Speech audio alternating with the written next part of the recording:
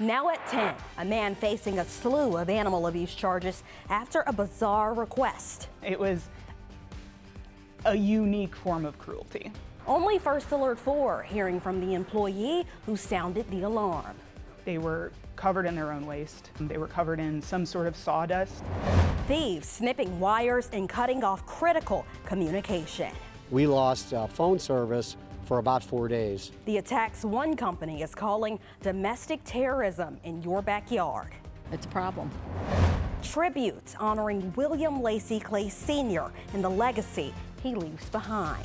I had the fortunate opportunity to call a mentor. I'm talking to those who knew Missouri's first black congressman best, including his son. Yeah, and he had such an amazing life, amazing career, you know. Live from First Alert 4, this is a breaking news alert. We start this hour with breaking news out of South City. St. Louis police investigating a gun battle tonight with 5 people shot, most of them juveniles. First Alert 4's John Kipper is live in Tower Grove South. And John, you just heard from police minutes ago. What have you found out? Yeah, Morgan, well, police say about 3 hours ago, a gun battle raged on in this parking lot of a car repair shop behind me, right off Morgan Ford and Beck. Now, police say in total they have found 5 people in total that have been shot. They're all in the hospital right now in stable condition. Now, Major Janice Bockstruck with SLMPD says this all happened sometime around 7 p.m. and when police arrived, the group fled from the area. But in total, they did find 5 people were shot, 3 of them juveniles. Now, you can probably see a car behind me. Police say that car was stolen last week and they're trying to investigate right now its connection to the shooting here tonight. And police also add there is surveillance footage for them to go through. That's all I have right now, but reporting in South City, John Kipper, First Alert 4. He shouldn't be around them. Like, on his own, privately, as a business, they shouldn't be involved in animal care at all. Because that was one of the worst things I've seen. Only First Alert 4 is hearing from a woman about a horrific sight she saw on the job and her actions, which could be what saved several dogs' lives. This is First Alert 4 at 10. I'm Morgan Harris. Sam and Corey have the night off. A man who traveled across state lines and tried to have several dead dogs cremated is behind bars. Tonight, an employee who sounded the alarm is only speaking to our Kimberly Donahue about the horror she laid her eyes on. Morgan, Kelly Everson told me in the 2 years she's worked at St. Louis Cremation, she's never witnessed as concerning of a situation as this. She hopes others may have the confidence to tell someone if they see something of concern.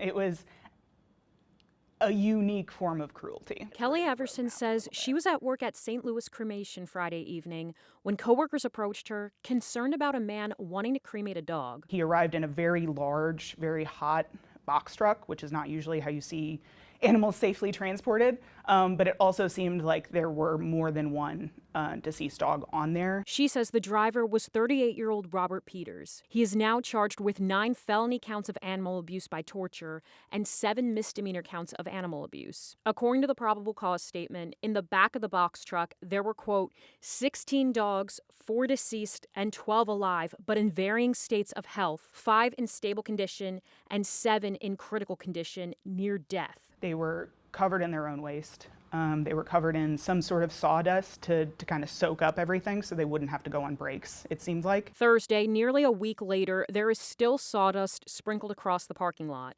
Court documents say Peters told officers he and his wife, who both live in Oklahoma, own an animal transportation business. They were on their way, at the very least, to New Jersey. And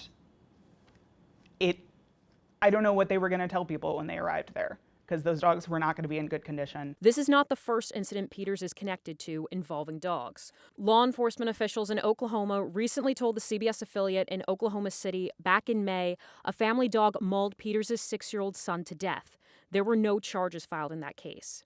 Everson says she hopes her experiences shows people the importance of speaking up if something doesn't feel right. If you see someone or something getting hurt, you should tell someone.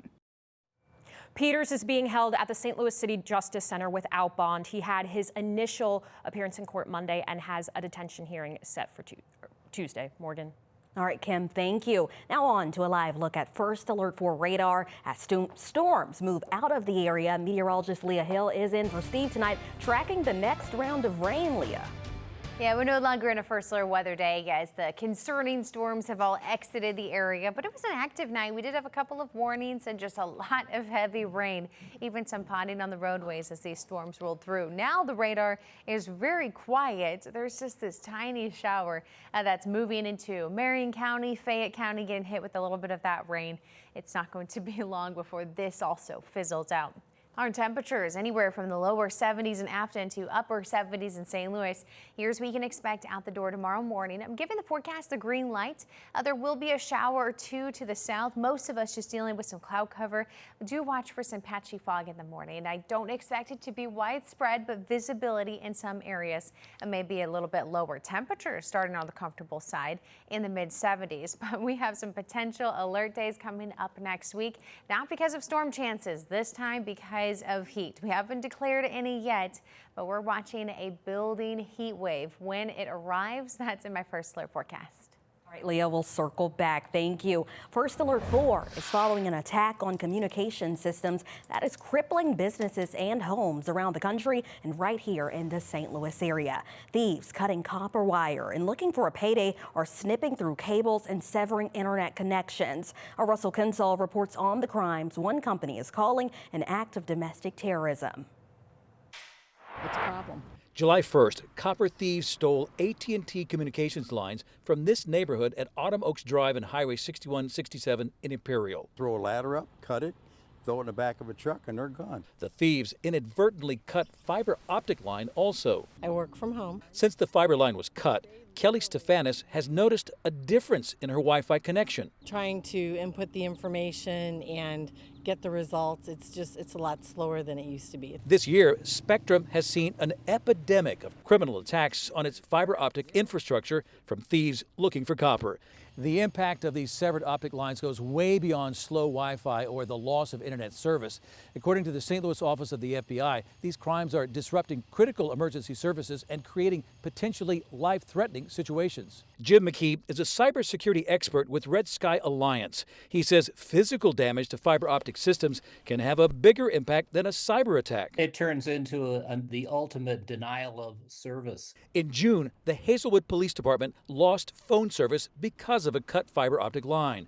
A fiber line cut had a big impact where Steve Stefanis works. The fiber optic communication terminal was broken into, and they ripped all the fiber optic lines and copper out of it, so we lost phone service for about 4 days. Jim McKee asks, is it just thieves looking to make a few bucks from selling scrap copper, or does someone have a specific target in mind? There's some serious things that can happen if you pull down the right lengths of fiber. Police are asking anyone who sees suspicious activity involving a Spectrum junction box or overhead communications lines to report it to police.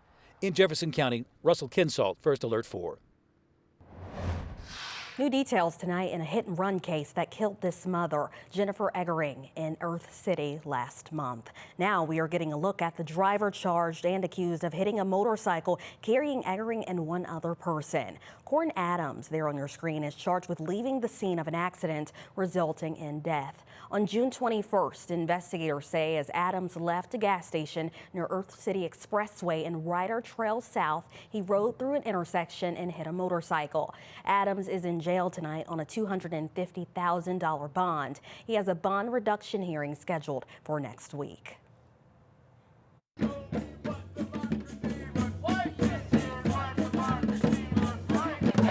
Protests today across the country and here in St. Louis in response to President Trump's immigration raids. This protest was downtown on Market, where those involved hope to send a message to those driving by. It's a group of people who are here to stand together and share with the people that are driving down Market and are in this area the fact that we are very unhappy with the way our government's being manipulated. And we are here to speak for people who can't. Tonight, people around the country and especially in St. Louis are mourning William Lacey Clay Sr. Missouri's first black congressman died today at the age of 94. Tonight, his son shares his legacy with me. his intellect and the way he treated others. Former Missouri Congressman William Lacy Clay Jr. reflecting on the life of his father, William Lacy Clay Sr. I began my career in public service with a simple yet profound vision. A vision of what America could be, should be, and what my determined insistence would be. William Lacy Clay Sr., Missouri's first black congressman, died Thursday at 94 years old. He was born in 1931 and was one of 7 children growing up in downtown St. Louis. Clay graduated from St. Louis University in 1953 and was one of the school's first black graduates. William Lacy Clay Sr. would rise to fame after helping bolster the protest against St. Louis's Jefferson Bank for its lack of black employees. After serving our country in the Army, he became a St. Louis City alderman in 1959. He had such an amazing life, amazing career, but if you could pick one thing, what do you think he'll be most remembered for? If I pick one thing, it would probably be his long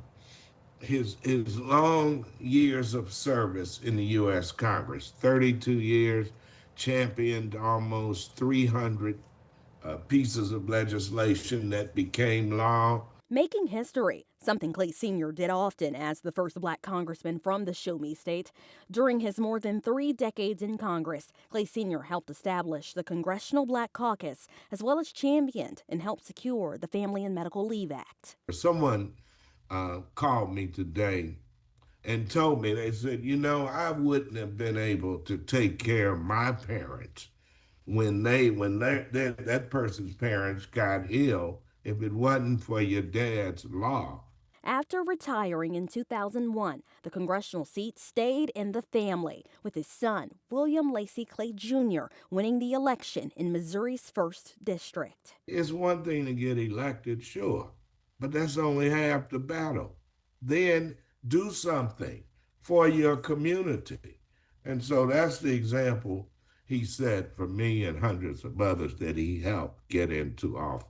Clay Sr. mentored other politicians like Missouri State Senator Brian Williams, the first African-American man elected to the Missouri Senate in 20 years. I was heartbroken. He was someone that I had the fortunate opportunity to call a mentor. He was courageous. I mean, the way that he used his intellect to fight for justice was unparalleled. Congressman William Lacy Clay Sr.'s legacy now inspiring the next generation.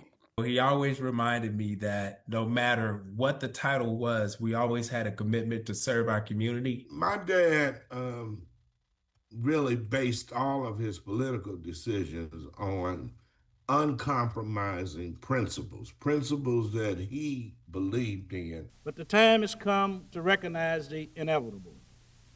No empire, no institution, no individual can last forever. Lacy Clay Jr. tells me his father will be laid to rest at Arlington National Cemetery. There will be a memorial service in St. Louis later this summer. I'm tracking some building heats. Extreme heat's heading our way. Heat index topping the triple digits. When to expect it? That's coming up in my First Alert forecast. And as we head to break, Drone 4, powered by Renewal by Andersen, giving you a view of the Horseshoe Casino, sitting in downtown St. Louis, just a few blocks from the Dome at America Center. Stay with us. We'll be right back. President Trump has been diagnosed with a common vein condition, and the House is expected to approve billions of dollars in cuts to foreign aid and public broadcasting that the president is seeking. But CBS News correspondent Erica Brown reports the action is being held up over an unrelated controversy. The White House announced President Trump was diagnosed with a vein condition known as chronic venous insufficiency after he noticed swelling in his legs. In a memo read by the press secretary, the president's physician said Trump underwent a thorough health examination and remains in excellent overall health. Importantly, there was no evidence of deep vein thrombosis or arterial disease. The condition, more common in older adults, occurs when veins in the legs struggle to bring blood back up to the heart. CBS News' Dr. John LaPook says there are ways to reduce its effects. You know, it's generally simple things like elevating your legs, having compression stockings, walking around, getting those muscles contracting. Here on Capitol Hill, the Republican-led House is working to pass President Trump's request to claw back about $9 billion in previously approved spending on foreign aid and public broadcasting. If this comes to pass, then we'll have to make some difficult decisions. The measure was in a holding pattern Thursday over files related to convicted sex offender Jeffrey Epstein as lawmakers push for more transparency. We obviously want the files released. We want every name that's on there to be held accountable. The House has faced a Friday deadline to pass the measure. Erica Brown, CBS News, Capitol Hill. And if the House fails to pass the bill by Friday's deadline, according to the 1974 budget law, the money must be unfrozen and spent as originally directed by Congress. Well, it's the end of an era for a late-night comedy right here on 4, announced tonight. Next year will be our last season. The network will be ending The Late Show in May. And The Late Show with Stephen Colbert will end in May of next year. CBS said it will retire the Late Show franchise as a whole and called it a purely financial decision. Colbert took over The Late Show from David Letterman back in 2015. And before that, he hosted the Colbert Report on Comedy Central. Well, back here we have our Leah Hill, and it is the First Alert Weather Day, Leah, and you're tracking it for us into the night. And it's just, thankfully, the rain has wound down. So I'm canceling the rest of that First Alert Weather Day, which is great news for us. Perfect. But then we're going to have very many, much more because of the heat this time. I don't have any First Alert Weather Days because of the heat just yet, but they are coming. This is a radar loop over the last 8 hours or so of all the rain as it moved through the area. And we did have some stronger thunderstorms that rolled through earlier this afternoon and a lot of heavy rain. And if you drove through any of this, it probably slowed you down and maybe caused a bit of an issue on the roadways. Well, thankfully that has cleared out and there's just one more shower that is just about out of the area. Centralia now is getting hit by that. Once that is out, we are dry and smooth sailing for the rest of the night. We're even experiencing a little bit of a break in that cloud cover. Our afternoon temperature today, we hit 87 degrees. Now we're 10 degrees cooler. When you step out early tomorrow morning, we don't cool all that much, just to the lower 70s. About a 20% chance of rain, and do be aware that some patchy fog is possible when you wake up early as well.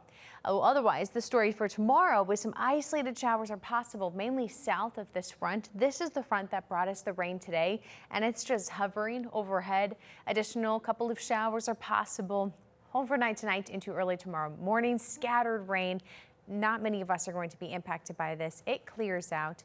The daytime itself, a lot of dry hours, and then bubbling up during the heat of the day. A few showers or the occasional thunder shower is possible, mainly along that front and south of 70. Once we lose the sun, we lose the fuel for these storms, and they'll quickly diminish. The heat is beginning to build back. Now, tomorrow, we're not necessarily feeling it. In fact, this is the last milder day for quite a while. I don't see any signals that we'll have 80s, at least not for the next 2 weeks or so. And it's quickly going to warm out there by noon. It is humid, but I still think you can take the lunch outside. 5 o'clock, 86 degrees under mostly cloudy skies. But a heat wave is on the way. This is a look at the high temperatures. And you can see by Saturday, lower 90s, by Sunday, mid 90s. And we continue to see those temperatures rising through the week. And with this, we already know the humidity is high. We can feel it at any point when we step outside. By the weekend, I expect a heat index near 100. By Monday, that's where the heat index is getting close to 105 degrees. So the afternoon temperature is certainly going to be a bit of a problem. But on top of that, the morning low temperatures, they're just not cooling very much. When you wake up and the low on Monday, Tuesday, or Wednesday is in the upper 70s or near 80 degrees, this doesn't give you much time to recover from the heat of the day. So just know that it's a cumulative effect, all of this heat, as we have the dome of high pressure pulling in that moisture, and it's going to feel miserable by the weekend when you factor in that dew point and the humidity. And I expect that trend to continue through the week. So a bit of a tough one for us. If you especially work outside, or for those who don't have AC, we got to make sure that we're checking on them and check that they have a way to stay cool during the heat next week. Likely going to be seeing some first alert weather days because of the heat and the heat index. Well, it's been a while since the Mizzou-KU rivalry met on the gridiron. How aware is this year's team of the hate between the two? Coach Eli Drinkwitz weighs in. Plus, will the Cardinals get Jordan Walker back for the second half? Really good question. Katie Wu tells us why she thinks he could return as soon as this weekend. That and more next in sports. And Walker's live. This is Sports on 4, powered by Nissan. Well, the second half of the season starts tomorrow night in Arizona for the Cardinals, a game you can watch right here on Channel 4. The Cards enter the second half a game and a half back of the wild card spot and 5 games above 500. Well, today the Cardinals sent Thomas Saggese back down to the minor leagues. No official word yet, but this could be the return of Jordan Walker. Walker's been out since late June and has played 12 games in the minor leagues, rehabbing a left knee injury. Cardinals beat writer for The Athletic, Katie Wu, believes we could see Walker rejoin the team as soon as this weekend. MLB players have 20 days to spend on the injured list, on a rehab assignment, I should say, before a team must decide whether to bring them up to the active roster or option him to Memphis. So to me, this sign of Saggese going down to start the second half should open the door for Jordan Walker to return to the Cardinals. We'll see. I would expect that we have more information about that Friday pregame, but it's no secret here, Jacob, as we think about Jordan Walker and what he was supposed to do this season. The first half, very disappointing. Multiple injuries limited him to just 55 games, and the offense has been nowhere near what the Cardinals hope to see. Freeze hits it in the air to center. We will see you tomorrow night. Well, you know the call and you know the moment. David Freese's home run to extend the 2011 World Series, followed by a Game 7 win. Well, this week, Freese back in town for Tony La Russa's event and says that moment isn't even what he remembers most about the World Series run. A lot of people obviously probably think of the last 2 games. I kind of think of the Philly series, the Milwaukee series, the play-in game, you know, that we had to win, and you know, we're 10.5 back in September. I kind of think about all of the reasons why we shouldn't have gotten to a Game 6. You know, it's just amazing how we just kept going and everything fell into place. Mizzou fans, mark September 6th on your calendar. Buzz is building around the border war. That's when the Kansas Jayhawks return to Columbia in week 2 of the college football season. Now, Mizzou and KU haven't met on the football field since 2011. Today at SEC Media Day, Coach Eli Drinkwitz says his squad knows the history between these two schools, and it's what makes college football so great. I think rivalries are a great thing for college athletics and college football particularly, especially regional rivalries. This one goes back a long ways, and it's something that our team is very keenly aware of. We understand the implications, the importance to our state. All right, tonight on Matrix Midwest, the St. Louis Shock playing at Chaifetz Arena here in St. Louis. This one all Shock. The Shock win all 4 straight in this one to beat the Atlanta Bouncers, I should say, 4-0. The 4-day event continues tomorrow at Chaifetz Arena. You can watch the Shock play Colorado tomorrow night on Matrix Midwest at 5 p.m. It's a really cool spectacle, especially on the campus of SLU there at Chaifetz Arena. For sure. All right, Jacob, thank you. Stay with us. We'll be right back. New tonight, the Jonas Brothers don't have to wait until the year 3000 to get their musical catalog.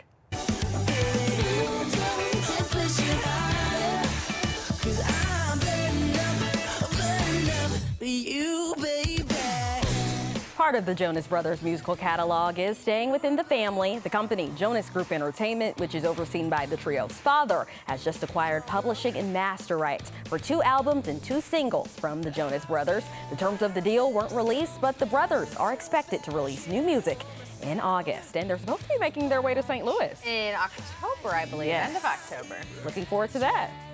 All right, well, that's the news here at 10. Have a great night. We'll see you back here in the morning.